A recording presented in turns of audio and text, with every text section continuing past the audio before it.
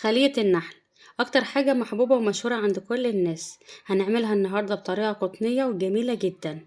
هوريكم دلوقتي الحشوة بتاعتها عاملة ازاي. عايزة اقول لكم حاجة كده من الآخر. شايفين الجمال والحلاوة؟ رهيبة جدا. ممكن كمان تحشيها بنوتيلا أو بديل النوتيلا، وممكن تحشيها بأي حاجة متوفرة عندك. عايزة اقول لكم كان طعمها يجنن. يلا بينا نشوف مقادير الوصفة. اول حاجة هنا هحط كوباية واحدة بس من المية، دي 200 جرام، ومعايا 10 جرام من الخميرة، ومعايا هنا تلت كوباية من السكر هتساوي 60 جرام، ومعايا 3 معالق كبار من الزيت هيساوي 50 جرام،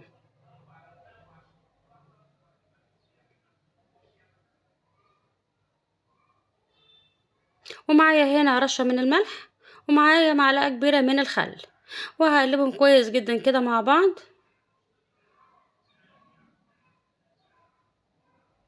ومعايا هنا 40 جرام من اللبن البودر. لو مش متوفر عندك هتحط حليب عادي خالص مكان المية، وهخلطهم كويس جدا مع بعض. ومعايا هنا بيضة هاخد منها بس البياض،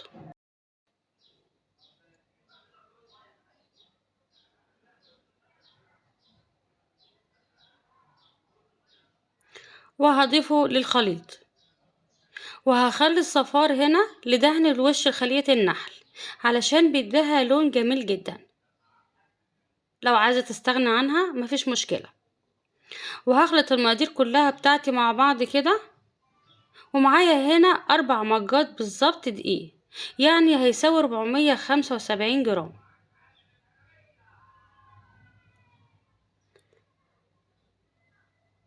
هضيف هنا الدقيق بالتدريج، اي حاجة لازم تحطها بالتدريج سواء كان مية او دقيق، علشان بس مقاديرك ما تبص منك.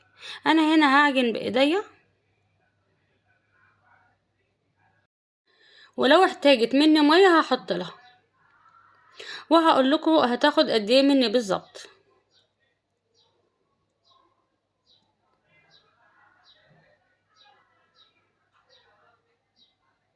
انا كده وصلت معايا لحد 250 جرام.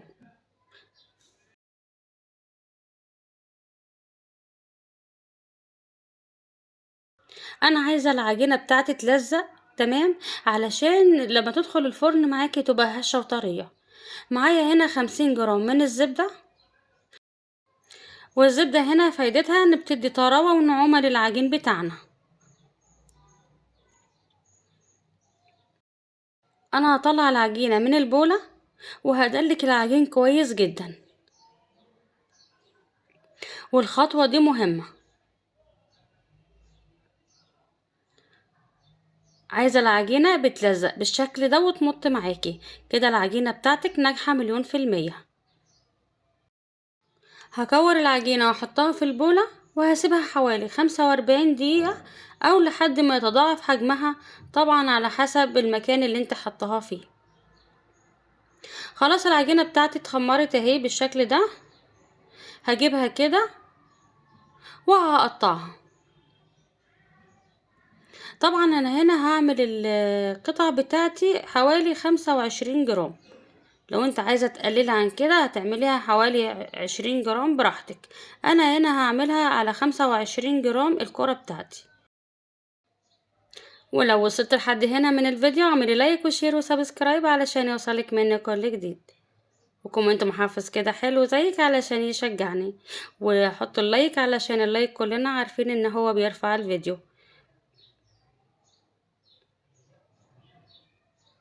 انا هنا خلاص قطعت الكور بتاعتي، وهوزن الكرة بتاعتي هنا 25 جرام بالظبط. هصفرها بالشكل ده، وهوزن الكرة على 25 جرام.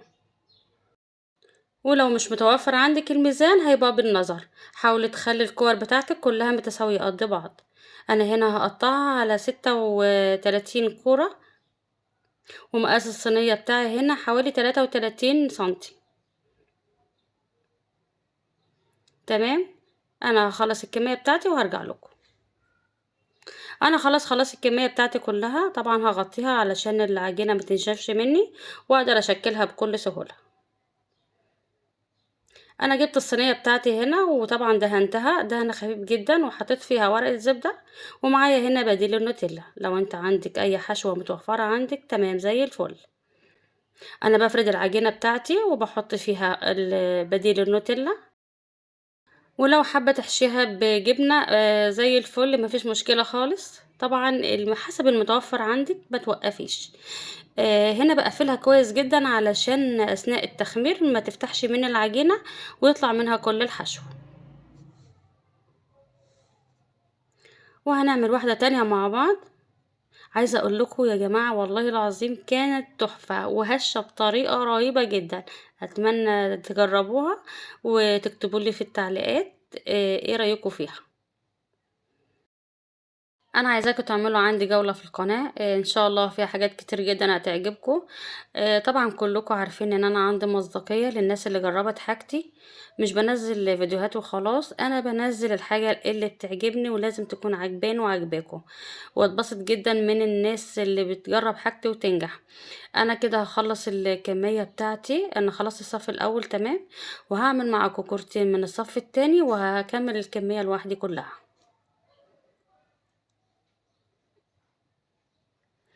عايزاكي هنا ما تخفيش العجينة قوي، انا عايزاها تفرديها بس علشان اثناء التسوية العجين ما يفتحش معاكي من الشوكولاتة او من الحشو.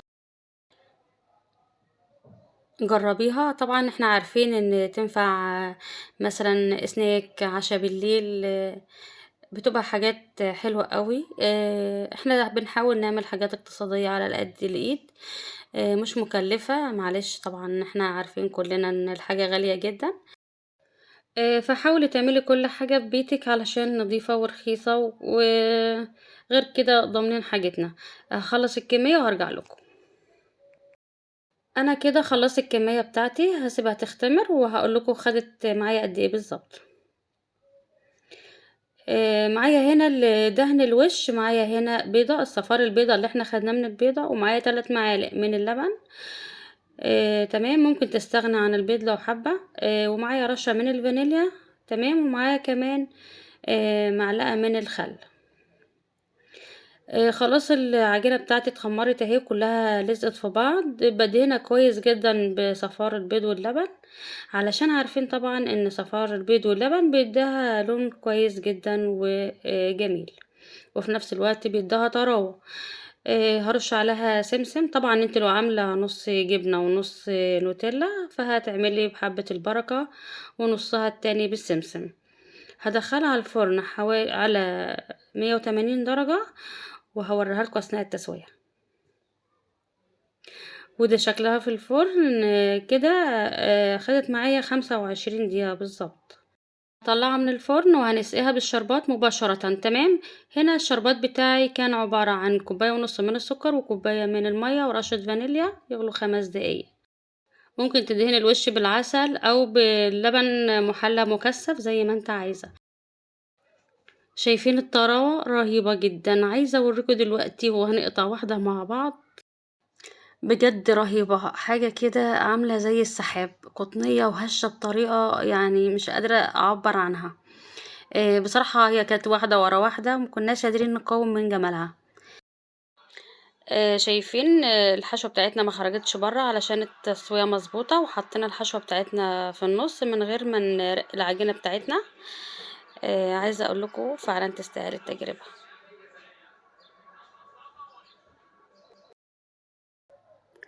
شايفين مستوية ازاي من تحت. ان شاء الله كالعادة هسيب لكم برضو المقاديرها بالكوباية وبالجرامات في صندوق الوصف. ما تنسوش تجربوها وتقولولي ايه رأيكم فيها.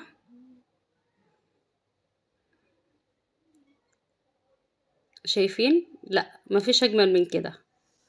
ولو عجبكم الفيديو اعملوا لايك وشير وسبسكرايب علشان يوصلك مني كل جديد، واشوفكم ان شاء الله المرة الجاية في فيديو جديد.